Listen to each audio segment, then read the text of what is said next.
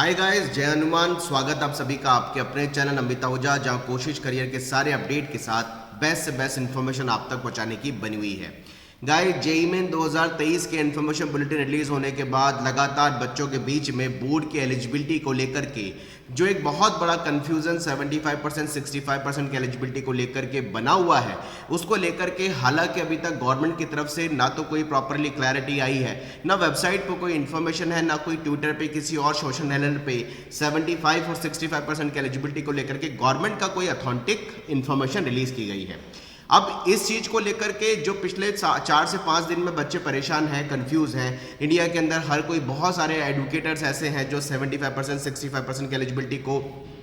हटाने के लिए, रिमूव करने के लिए अपने अपने लेवल पे जो भी वो कर सकते हैं गवर्नमेंट तक, वो एनटीए तक अपनी बात पहुंचा रहे हैं। हमने भी ये कोशिश करी है कि 75% 65% की एलिजिबिलिटी जो 2021, 22 और 23 वाले बच्चों के लिए इन्फॉर्मेशन बुलेटिन में हालांकि हाईलाइट नहीं किया, लेकिन सेल्फ अंडरस्टूड है कि 75-65% लिख दिया है, तो वो सभी के लिए गवर्नमेंट लगाने का मूड बना चुकी है इन्फॉर्मेशन बुलेटिन के अनुसार। तो उस पर हम भी कोशिश कर रहे हैं बच्चों तक, ये एनटीए तक खासकर ये बात पहुंचाने की कि इस चीज़ को समझें और उसके लिए कोई ना कोई क्लैरिफिकेशन दें, प्रॉपर तरीके से बच्चों के हिसाब से डिसीजन लें उनके फेवर को देखते हुए। लेकिन मैं एक इंपॉर्टेंट बात जिसके लिए वीडियो मैंने बनाया है वो आपसे सबसे पहले ये शेयर करना चाहता हूं कि कहीं पर भी इंफॉर्मेशन बुलेटिन में ऐसी बात नहीं लिखी है कि आप जेईई मेन का फॉर्म नहीं भर सकते, या बोर्ड एलिजिबिलिटी जिसकी केवल 12th पास है वो जेईई मेन दे ही नहीं सकता। बहुत सारे बच्चे मुझे इस चीज के कंफ्यूजन दिखाई दे रहे हैं कि सर 75% 65% एलिजिबिलिटी लिख दी एनआईटी ट्रिपल आईटी के लिए और वो एलिजिबिलिटी के कारण हम फॉर्म नहीं भर पा रहे, या हमारा दिमाग डाइवर्ट हो रहा है, हम बहुत कंफ्यूज हो रहे हैं। मैं सबसे पहले उन सारे बच्चों को कहना चाहता हूं कि फॉर्म भरने के लिए गवर्नमेंट ने मना नहीं किया है,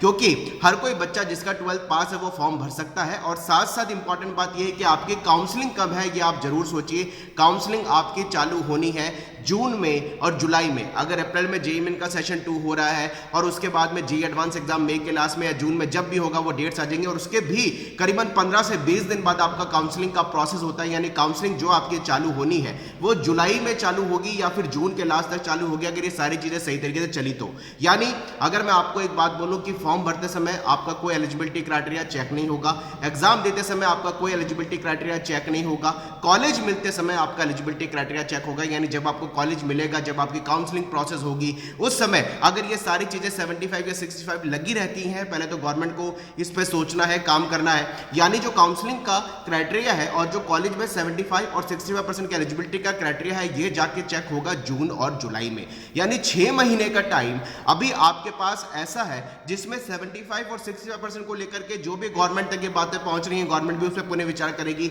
समझेगी कि बच्चों के लिए किस तरह की प्रॉब्लम आ सकती है। इन सारी चीजों को प्रॉपर तरीके से अगर कंक्लूड करें और देखने का अगर गवर्नमेंट को मौका मिलेगा या कॉलेज को ये चीज देखनी होगी कि 75 65 आईआईटी एनआईटी ट्रिपल आईटी को देखना होगा, तो वो कब देखेगी? जून और जुलाई में। यानी इतना बफर टाइम अभी गवर्नमेंट के पास भी सोचने के लिए है, समझने के लिए है, और बच्चों की लगातार बात गवर्नमेंट तक पहुंच रही है। इतने सारे लोग उस चीज को अप्रोच करके सरकार तक ये बात पहुंचाने की कोशिश कर रहे हैं कि यार इस तरह की प्रॉब्लम आ सकती है 75 और 65% को लेकर के। तो अभी आप इस चीज का बिल्कुल दिमाग से इतना सा भी हेडेक मत रखिए कि 75% लग जाएगा, कैटेगरी में 65% लग जाएगा, टॉप 20% हटा दिया। ये सब चीजें हो रही हैं और सरकार को भी ये चीजें पहुंच रही हैं, तो गवर्नमेंट कहीं ना कहीं चीजों को सोचेगी। लेकिन अभी एनआईटी ट्रिपल आईटी का एडमिशन प्रोसेस चालू नहीं हो रहा है, ये काउंसलिंग का प्रोसेस के बाद एडमिशन प्रोसेस चालू होगा, और उसके लिए इतना सारा टाइम जून और जुलाई तक है, जिसके लिए लगातार कहीं ना कहीं सरकार तक ये बात पहुंचेगी, तो सरकार भी उस चीज को समझेगी और उसके हिसाब से कहीं ना कहीं बच्चों के फेवर में डिसीजन लेगी, ऐसी एक्सपेक्टेशन है। तो अभी काउंसलिंग का प्रोसेस नहीं है, अभी कॉलेज में एडमिशन का प्रोसेस नहीं है, और जेईई ने फॉर्म फिलिंग को लेकर के किसी बच्चे को एलिजिबल या डिस्क्वालीफाई नहीं किया है, क्योंकि 12th पास वाला बच्चा जेईई मेन का फॉर्म भर सकता है। तो प्लीज अभी आप केवल अपनी पढ़ाई पे फोकस करिए, इन सब चीजों से थोड़ा सा बाहर आइए, ये टेंशन मत लीजिए कि क्या डिसीजन होगा, कैसे होगा, वो सब चीजें सरकार सोचेगी, बच्चों के फेवर में सोचेगी। इतनी तरीके की बातें सरकार तक भी कहीं ना कहीं पहुंच रही है, तो उस चीज को समझ करके आप ये समझिए कि अभी केवल फॉर्म भरना है। और मैं तो पहले भी कह चुका हूं कि फॉर्म भरने को लेकर के भी अभी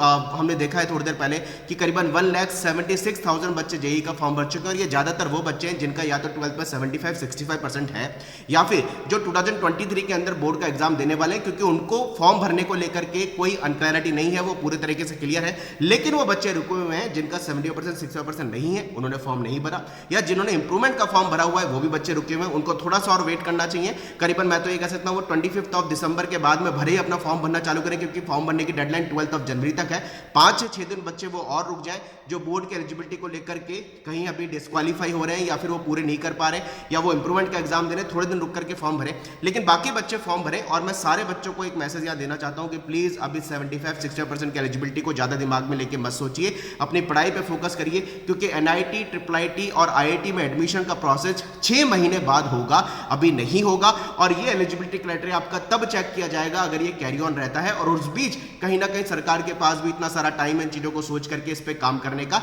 इसकी चिंता आपको नहीं करनी है। एक और इंपॉर्टेंट बात कहना चाह रहा हूं कि अभी जितने बच्चे इस चीज को लेकर के अपना टाइम बर्बाद कर रहे हैं या वेस्ट कर रहे हैं, इंडिया के अंदर करीबन ये कह सकता हूं कि मोटा मोटा टॉप 20 परसेंटाइल या फिर 75-65 से जो सफर बच्चा होगा, जो एलिजिबिलिटी अभी इन्फॉर्मेशन बुलेटिन में मेंशन की गई है, अभी तो वो सीएसए भी लिखा हुआ है, जोसा पे क्लैरिटी नहीं है, लेकिन एलिजिबिलिटी हमेशा सेम होती है जोसा और सीएसए की, और जो एनआईटी की लगती है वो एलिजिबिलिटी आगे आईआईटी की लगती है। इन सब चीजों पर क्लैरिफिकेशन भी अभी कहीं ना कहीं आने की एक्सपेक्टेशन बन रही है। लेकिन अभी जो बच्चा अननेसेसरी का यही थॉट लेके चल रहा है कि यार मेरा बोर्ड में एलिजिबिलिटी नहीं है, मैं पढ़ाई कैसे करूं, वो मानिए कि वो बच्चा जेईई मेन के एग्जाम पे पूरा फोकस नहीं कर पाएगा। इसलिए ये जो कंपटीशन जेईई मेन के अंदर जनवरी एग्जाम में होने वाला है, वो थोड़ा सा ऐसा लग रहा है कि कहीं ना कहीं ये जो ज्यादा बच्चे अगर सोचते रहे तो वो पहले ही कंपटीशन से बाहर हो जाएंगे। इसलिए प्लीज अब इन चीजों को सोचना बंद करिए, अपनी पढ़ाई पर सिस्टमैटिकली फोकस करिए। फॉर्म भरने की एलिजिबिलिटी में गवर्नमेंट ने 12th पास रखा है, एलिजिबिलिटी कॉलेज के एडमिशन तक है, जो कि 6 महीने बाद आपका कॉलेज का एडमिशन होगा। तो मैं सारे बच्चों को कहना चाहूंगा प्लीज अभी इन चीजों से थोड़ा बाहर आकर के अपनी पढ़ाई पे फोकस करिए, क्योंकि ये जो कंपटीशन जेईई में जनवरी का इतना जल्दी गवर्नमेंट ने एग्जाम रिड्यूस कर दिया, और ये ऐसा एक गोल्डन अपॉर्चुनिटी आप सबके लिए हो सकती है कि कम मार्क्स पे भी ज्यादा परसेंटाइल आने के चांसेस बन सकते हैं, क्योंकि अभी बहुत सारे बच्चे इंडिया में इस चीज को सोच के चल रहे थे कि एग्जाम शायद और आगे जाएगा और आगे जाएगा, और उनको पढ़ाई का जो फोकस था या पढ़ाई को लेकर के उनको जो इतना जल्दी एग्जाम देने का मौका मिल गया, उसके लिए वो थोड़ा कहीं ना कहीं अभी मेंटली प्रिपेयर भी नहीं है। तो इस चीज के कारण कम मार्क्स पे ज्यादा परसेंटाइल आने का चांसेस जेईई में जनवरी के एग्जाम में आपका बन सकता है। इसका पूरा फायदा उठाइए, और अभी जो आपके पास इतना सिस्टमेटिकली टाइम अभी भी जो बचा हुआ है, फर्स्ट अटेम्प्ट के लिए पूरी ताकत लगा करके मेहनत करके एग्जाम दीजिए, और 75-65% की एलिजिबिलिटी को दिमाग से भी निकालिए। काउंसलिंग 6 महीने बाद है, एडमिशन 6 महीने बाद होगा, तब तक बहुत सारी चीजों में फेरबदल आने के चांसेस बन सकते हैं। Wish you all the best. Comment box में लिखते रहिए अपनी क्वारी, मुझे यही बात आपसे कहनी थी, क्योंकि बहुत दिनों से मैं इस चीज को सोच रहा हूं, देख रहा हूं, इतने बच्चे अप्रोच कर रहे हैं, इतने पेरेंट्स अप्रोच कर रहे हैं, इतने सारे, मैं भी सोशल हैंडल पर जहां भी मैं एक्टिव, वहां लोग मुझे आकर के बात कर रहे हैं, पूछ रहे हैं, और मैं कोशिश कर रहा हूं कि उन तक ऑथेंटिक और सही इंफॉर्मेशन पहुंचा पाऊं। Wish you all the best. मेहनत करते रहिए, अच्छे तरीके से एफर्ट्स लगाते रहिए। जय Hanuman, bye bye, thank you very much.